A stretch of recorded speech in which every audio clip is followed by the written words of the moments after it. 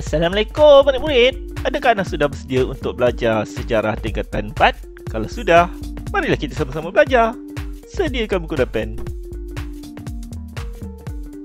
Yes.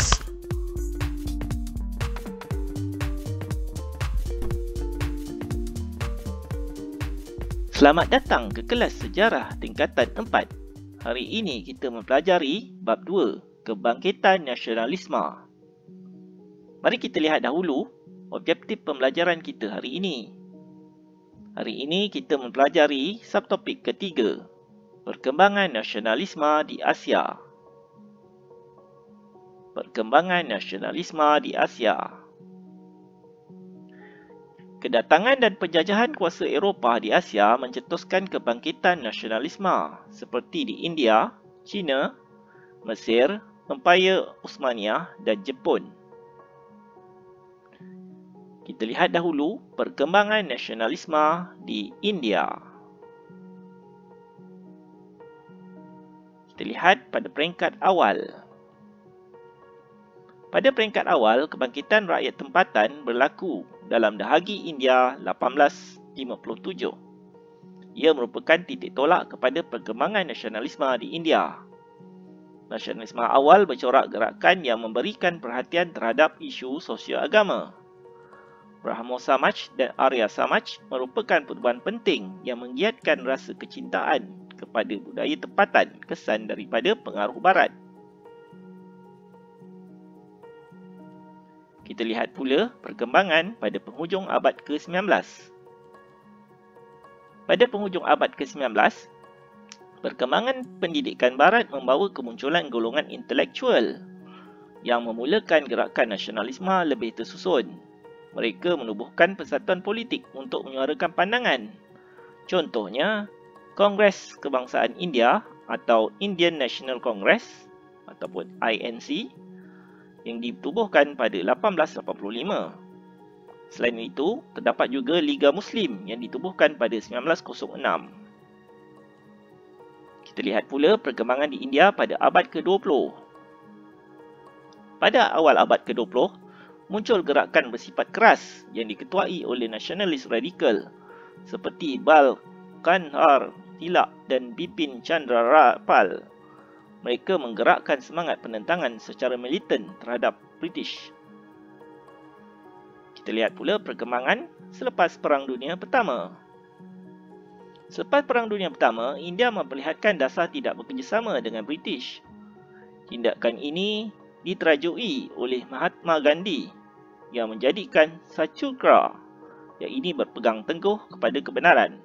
Konsep ini menjadi asas perjuangan tanpa keganasan dan ia menjadi pegangan untuk menggerakkan nasionalisme di India.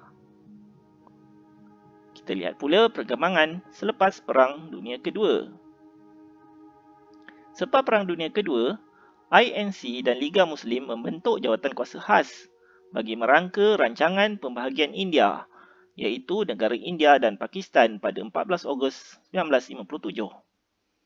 Pakistan diumumkan sebagai negara merdeka dengan Muhammad Ali Jinnah sebagai Gubernur Jeneral Pakistan. India pula mengisytiharkan kemerdekaan pada 15 Ogos 1947.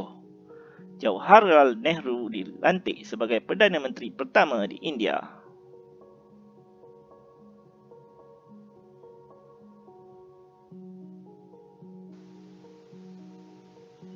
Sekarang kita lihat perkembangan di China.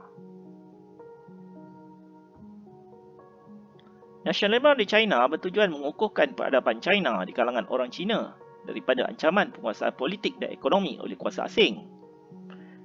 Nasionalis China bermula dengan penentangan terhadap kelemahan pemerintahan dinasti Manchu ataupun kerajaan Manchuria yang mereka anggap sebagai orang luar dan sudah kehilangan mandat. Masyarakat Cina hilang kepercayaan terhadap dinasti Manchu yang gagal menghalang kemasukan pengaruh barat. Gerakan nasionalisme seterusnya bercorak anti-barat kerana menentang campur tangan kuasa barat di China. Tokoh yang mempelopori gerakan nasional kebangkitan rakyat di China ialah Dr. Sun Yat-sen.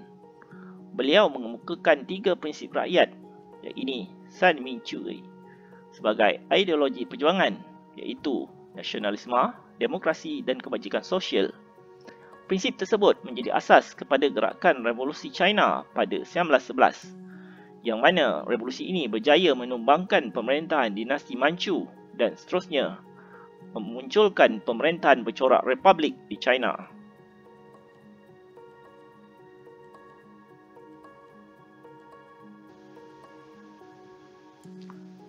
Sekarang kita lihat pula perkembangan yang berlaku di Empayar Osmaniyah dan Mesir. Nasionalisme di Empayar Osmaniyah dan Mesir lahir dari kesedaran untuk mempertahankan sistem pemerintahan Islam dan agama Islam yang diancam oleh imperialis Barat pada abad ke-19. Kesedaran tersebut mencetuskan gerakan Pan-Islamis dan gerakan Islah. Kita lihat uraian berkenaan dengan gerakan Islah. Gerakan Islah merujuk kepada gerakan pemulihan Islam. Gerakan ini dipelopori oleh Said Jamal al-Din al-Afghani dan Syekh Muhammad Abduh. Imperialisme Barat di Mesir menyebabkan berlaku pertembungan kebudayaan antara Eropah, Amerika dengan kebudayaan tempatan yang mengubah budaya dan tradisi kepercayaan masyarakat tempatan. Gerakan Islah menyeru umat Islam berpegang pada ajaran Islam yang sebenar, berpandukan Al-Quran dan Hadis serta memperbaiki kehidupan masyarakat untuk melepaskan diri dari penjajahan.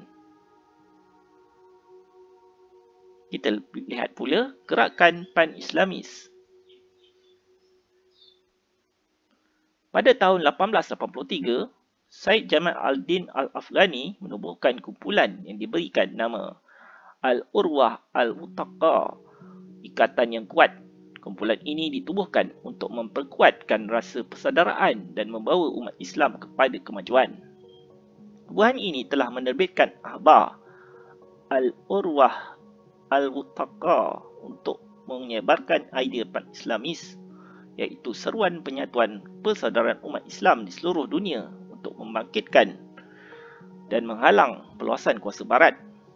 Pada tahun 1914, Empayar Osmaniyah mengeluarkan fatwa menyeru orang Islam untuk menentang penjajahan Barat bersama-sama dengan Empayar Osmaniyah. Pemerintahan Empayar Osmaniyah iaitu Khalifah Abdul Hamid II menggerakkan idea Pan-Islamis ini. Gerakan ini mendapat sokongan umat Islam di seluruh dunia, termasuklah di tanah Melayu. Contohnya kebangkitan Tok Janggut menentang British di Kelantan pada 1915.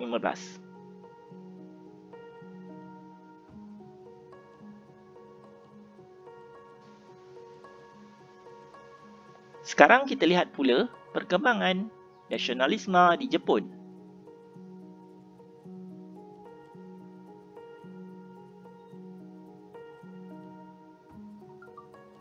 Nasionalisme Jepun digerakkan oleh pemerintah Jepun disebabkan oleh kesedaran untuk mencapai kemajuan bagi mengelak ancaman imperialis Barat. Maharaja Mikado Meiji 1868 melancarkan gerakan pemulihan Jepun dengan menekankan pemodenan mengikut model Barat supaya Jepun dihormati oleh kuasa Barat. Prinsip dan semangat Bushido dijadikan asas membina nasionalisme dalam kalangan rakyat dan pemerintah semasa era pemulihan Meiji. Pemulihan meliputi gerakan pembaharuan dalam semua aspek kehidupan yang menjadikan Jepun muncul sebagai sebuah negara perindustrian dan kuasa tentera yang kuat di Asia pada awal abad ke-20. Namun begitu, desakan ekonomi dan nasionalisme melampau oleh golongan tentera menjadikan Jepun sebagai kuasa imperialis di Asia. Maksud semangat Bushido di sini ialah sikap yang sanggup menanggung risiko, bersungguh-sungguh mencapai cita-cita, sedia berkorban demi melaksanakan tanggungjawab terhadap ketua dan negara. Jadi inilah yang berlaku dalam nasionalisme di Jepun. Saya harap semua sudah belajar. Yes! Jangan lupa like dan subscribe.